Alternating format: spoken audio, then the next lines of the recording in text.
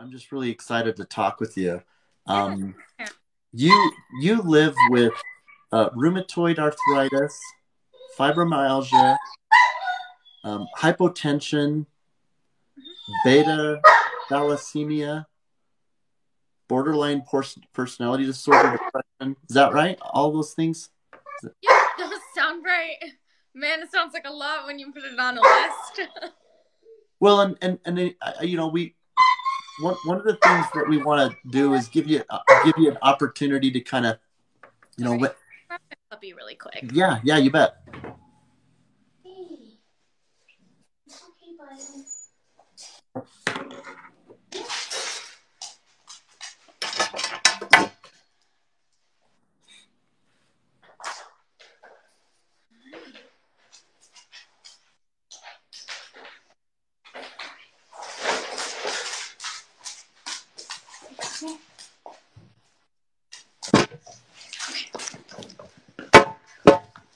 We'll see how long I get with him, but we'll see. Yeah, so it goes. Oh, what's his name? Her name or Castiel? Astiel? Yeah, Castiel, like the angel. Castiel. I'm a huge Supernatural fan, so all of my animals are named after Supernatural. Hey, out. That's my old dog, and he's not a big fan of the puppy, so. Yeah. No. And he's a service dog, right? No, not this one. Not this one. This one is just a 7-month-old puppy. He will be in training to be a service dog. But my service dog is Sammy. She is eating food. Let me grab Sammy.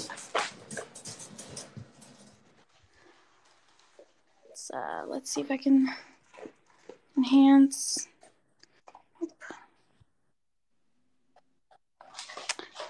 I forget how to flip my camera. Oh, figured it out. And that's Sammy. Oh. Sammy. She's What's up, bud? I'm trying to eat, Mom. What's up, sweetheart? Yeah, she just went out and worked with me at the pharmacy. So she's like, time for a snack. Have I ever tried Humira? I'm actually about to start Humira. I just picked it up from the pharmacy today. I'm hoping to start it sometime this week, maybe tomorrow, depending on when my surgery is scheduled. I'm waiting to get surgery on my foot, so I just had an appointment about that today. So a lot of new things happening for sure. Well, I want to dig in and back up a little bit as we kind of kick off here and talk a little bit about where did you grow up? Where were you from originally? Well, I grew up in India until I was about 12 years old. And then after that, I moved to Sacramento, and I've been here since. California is a great place to be if, you're brand new person. It's not a whole lot of people where I live, so it's like a smaller city, and made some really cool friends, and yeah, so I've been here for about 16 years now. So Wow. So tell me a little bit about kind of your family, childhood. When did you learn that you had some conditions that? What was that like? Yeah, so I was 14. I had a little bump on my wrist, and it was painful, so I continued to tell my parents hey, this is hurting me. So we went to the emergency room, and we were immigrants, so we didn't really know everything about health insurance and how that works. So my parents took me to the ER, paid out of pocket whatever the bill came out to be. I think it was $6,000 for x-rays and putting me in a splint. But they didn't really tell me what was going on. They didn't really investigate further. They just sent me home, and that was it. Mm-hmm. I actually didn't get diagnosed until I was 24, so just 4 years ago. Wow. It took about 7 years of actively trying to find answers to really get that diagnosis. And so what were the diagnoses that you've not diagnoses what have you what are those things? Talk to me about what those conditions are that you. Yeah, so I have juvenile idiopathic arthritis. So rheumatoid arthritis is another name for it, but if you get it as like a teenager or a child, it's called juvenile idiopathic arthritis. They don't really know what causes it, so um, that's what it's called. I have fibromyalgia, which is more so like kind of like a additional diagnosis that they gave me because I was really tender to touch, and that usually doesn't happen with arthritis. It was like I was experiencing a different kind of pain. So Mm-hmm. the neurologist was like, I think fibromyalgia could also fit what's going on with you. So that, and then beta thalassemia is a like a disorder of the blood. There's beta thalassemia major and beta, which I feel like is not as serious. It's more so just reduces the size of your red blood cells, and then your body overcompensates by making a ton of it. So that's where you're kind of dealing with the blood pressure changes a lot. Um, Low pressure. And one of the things that you talked to me a little bit about was how you deal with these kind of physical conditions. But as you know, Nell and I also bring in awareness with how things can also be with mental and emotional and things like that. And you included some of that. You included like borderline personality and depression. Talk a little bit about what you mean by those things and what that's like. Yeah, so borderline personality disorder is something that stems from trauma. It kind of creates little barriers and challenges. I'm not gonna say little. Uh, they're pretty significant, but you have all these like different types of barriers in terms of like not really having a clear idea of who you are, being very susceptible to changes, especially when you get in relationships or become friends with someone new. You kind of like really start to absorb their personalities, and it kind of gives you, it's kind of also like a way your brain is protecting itself from like potential, I don't know how to explain it, but potential like trauma that it can have. So like if Mm-hmm. you are adopting a lot of the mannerisms of the person that you are like, let's say, becoming friends with or dating, you're going to have less potential conflict and trauma later on. Sorry. It's like a defense mechanism, right? Because Kind of brain's way of protecting you, basically. yeah. At least that's how I understand it. I mean, people have their own, I feel like, understanding of it, and I think we all try to figure out a way that it makes sense for us, and that's kind of how it makes sense to me.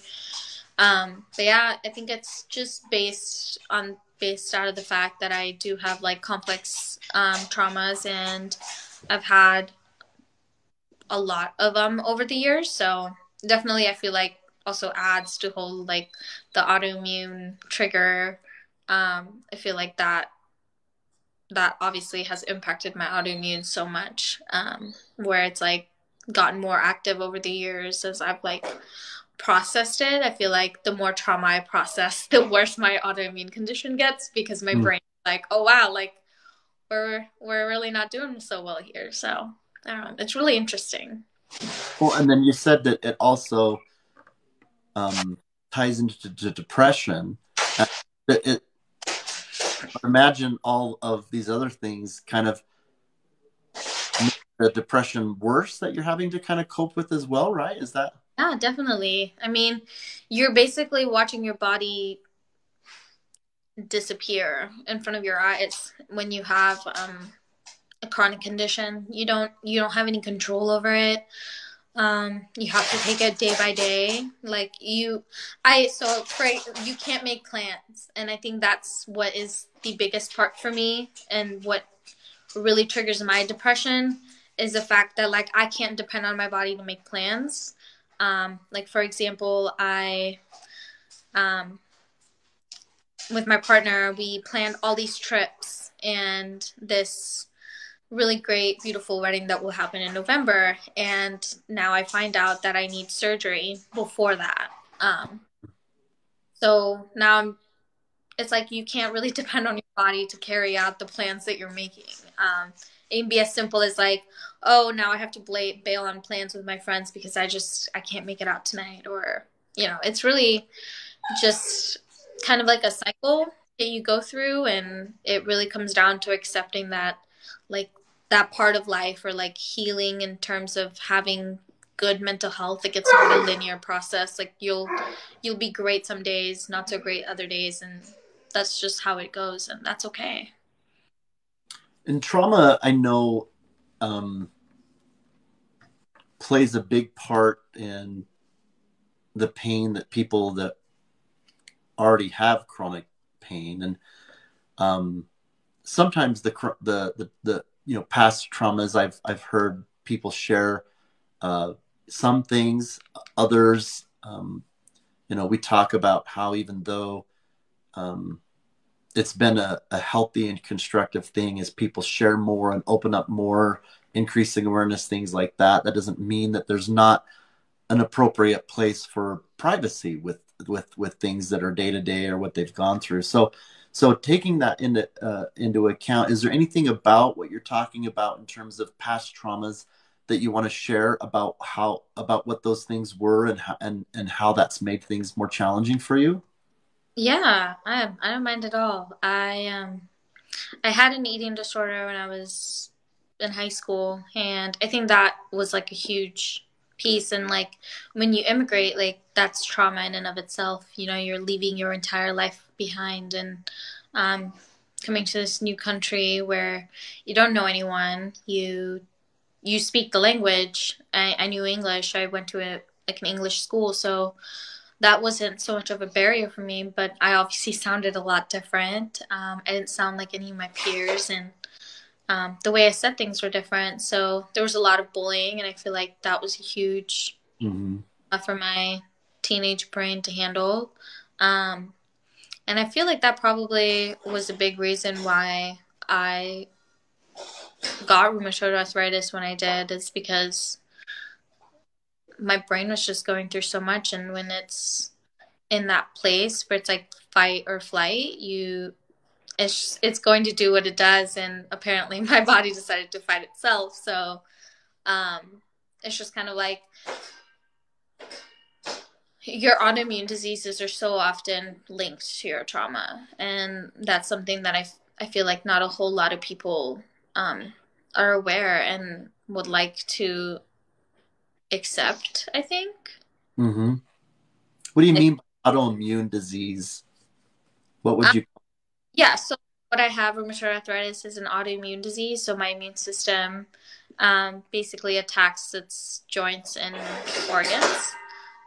So in my case, it's mostly the joints in my hands and feet, my knees, and my eyes. So far, those are the parts that are impacted. And then basically, it's like your body is like internally fighting against it. So that's why I'm on immunosuppressive medications to Mm-hmm. calm the effects of my immune system's disorder. And then, did I answer your question? Yeah, no, when I think when people, well, when somebody hears rheumatoid arthritis, they could easily misunderstand that, and that they might think that it's maybe just the arthritis in the hand or the joints. And so when you talk about this immune uh, part of things, I think that helps people to understand that a little bit more. Yeah, definitely. I mean, rheumatoid arthritis is definitely like more of a systemic illness, right? Like it really impacts more than your joints. It impacts like your tendons. It impacts, it literally physically attacks your joints. Like my eyes have suffered a ton, to a point where I have half the vision in my left eye than I do in my right eye. So it's quite significant. activity that you see in your body. It's more than just swelling and stiffness in the joints. It's like constantly in a state of fighting itself. Like if I get sick, I'm not only getting sick for that like week that I'll be fighting that cold, but also 2 to 3 weeks longer, because now my body will be fighting itself for the next 3 weeks or so. What I hear is, both from you and what I hear as I talk with people, is there are some things that can happen and that we're interested in from it, what we're wanting to heal from when it comes to chronic pain and different conditions, right? It's not like we have to just cope with everything. And then, of course, there's coping that happens with what we're not able to. But past traumas complicate both of those things, right?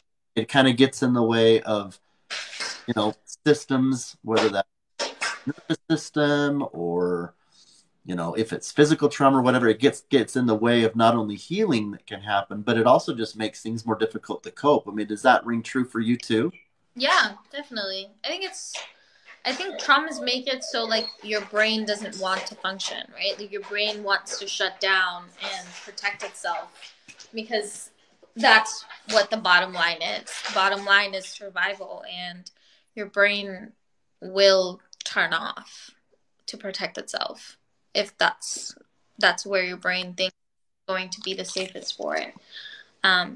So yeah, it definitely becomes a lot harder to cope, especially when you're dealing with rheumatoid arthritis and depression at the same time. You're not only more susceptible to having depression because of your illness, but it also makes it harder to do things that might, for example, make you feel better.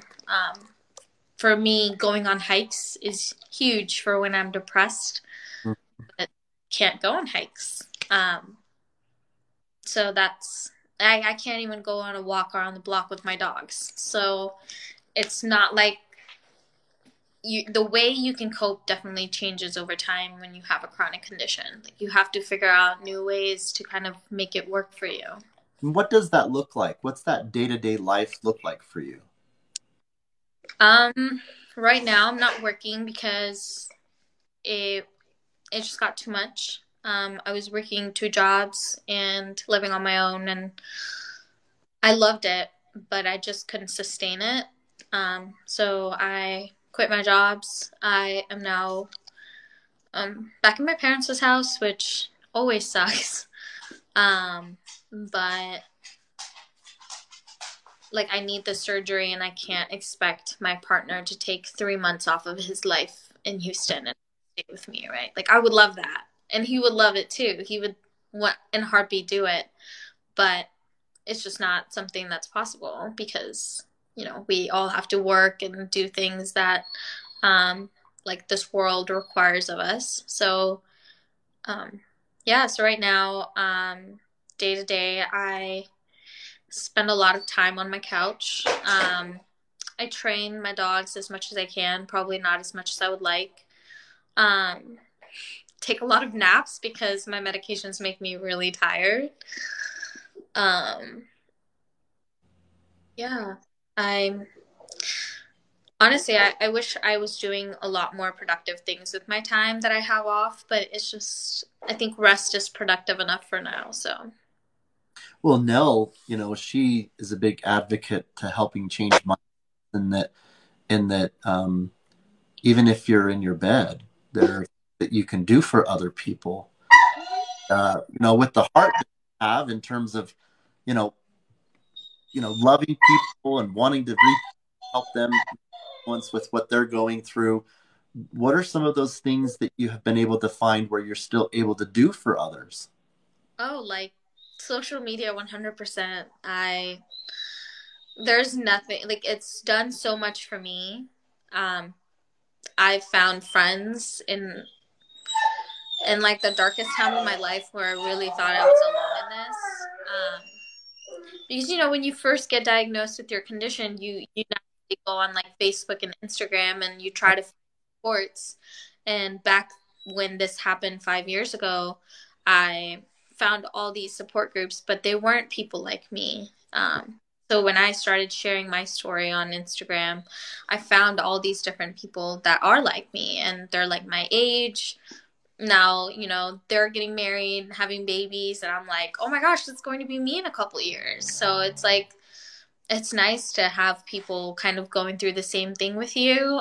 Not only can you relate to them, but also get some more information like that your doctors won't necessarily share with you. Like, a lot of the medications that I'm trying now, I'm the one who's doing the homework, like finding these medications and emailing my doctor like, hey, is this an option for me? Or, hey, my friend's on this medication for this disease, like how can it work for me? Like, I was researching and I found this. So I think it comes down to like really being able to do stuff like that, like sharing things about my service dog has been a huge piece. Advocating for us when we go out together, it's been huge. And I don't think I would have been able to do that without like getting comfortable on social media. I think it really kind of helped me see that there is like this world that can exist with chronic conditions. Like you can have all these conditions, but like still have a really fulfilling life. And I think that's the biggest part, right? Like you want a fulfilling life, like everybody does. So just knowing that that is possible and letting other people know it's possible, that's kind of like what I feel like I've been able to do for other people. Yeah, I mean, it's how we met, right? On TikTok. And Yeah. it's also, I'm sure, as you have discovered with the community, even just within our following and things, you've been able to find people and follow them and connect with them. And certainly there are other platforms that are a big part of that. But yeah, I'm glad that some of what you're talking about in terms of what you were looking for, you've been able to find here as well, right? Yeah. And Oh, it's great. I've definitely found what I was looking for. And, I keep going back and forth on like whether I want to keep sharing my life on social media or kind of want to take a break. And yeah, in the beginning, I felt really like pressured to kind of like churn out content and do all these things. But now I just do it when I have spoons for it, like I don't try to like set a limit like, oh, I have to make a post today about this or whatever. I'm just learning how to kind of just enjoy doing what I'm doing, without like putting in so many like expectations and setting myself up for failure. I feel yeah, like that's kind of where my focus is right now. But yeah, I don't think what I would do, like I don't think I know what I would do without so many of the people that I've met along the way. Like just knowing that these people are also like experiencing the same things as me and that I'm not alone is so big. It's been huge for the way I see myself in my life and how I see my future too. yeah. It ties into kind of what you do for yourself, right? Because that balancing, like you're talking about with the Spoonie theory. Um, Talk to me a little bit more about some of those things that you're finding that are good to do for yourself. You're saying give yourself some rest, take care of yourself, right? It sounds like you're learning to give yourself grace, right? And not like beat yourself up with the fact that that you're living where you're at and the reasons for that. It's nothing to feel guilty about. And I'm sure that there are some people that are struggling with feeling, you know, like certain beliefs that come to their mind are true when they're really not, right? And challenging them to have kind of a healthy reaction to, no, I'm going to give myself permission. I'm not going to believe that and that and that and that about, that's not fair and true for myself. Kind of advocate for yourself. I mean, does that ring true for you, or do you want to elaborate on kind of what you've learned of what you have been doing for yourself? Yeah, for me, like definitely advocating for myself with my family. They're super supportive people, but they don't always know how to support me or like what I need in terms of support. And I think a lot of people can relate to that because you have all these well meaning people in your life, right, that want to help you and want to see you get better. But just being able to step back and say, no, like that's not what I need. How about we do this instead? Because this would be more helpful. For example, like my mom will constantly ask me, like, what can I make you? Can I make you this? Can I make you that? Because food is her love language. But, Oh yeah. I'm just like, can you just please do my laundry? Because I really don't want to fold my clothes right now. Like, Yeah. standing there and like folding my clothes sounds awful. So, Yeah. um, yeah, like figure out like what your loved ones need from you in terms of like how you can support them. I think that's huge. I'm hoping to be, oh my gosh, hi Chelsea. Um, I feel like a lot of people kind of get stuck on the fact that I want to be able to like help someone and my loved one go through it, but then not necessarily see or recognize how they want to be helped and supported because that looks different day to day and for different people. Well, what are some of your goals? And it's Afshin, right? Of- Afshin. What are some of the goals that you have? well, I want to someday like train service dogs for autistic people. I want to definitely have like a better, not like an outlook, because I feel like I have a really good outlook and it's pretty realistic and kind of changes day to day depending on how I'm feeling, which is normal. But like more of like a mindset of just understanding that it's okay to give myself that space and time to like be sick and be ill and need that support right now. Doesn't mean I'll always need it. Doesn't mean that if I need it forever, that I won't get it because I have plenty of loved ones to kind of give me that. And I'm really blessed in that.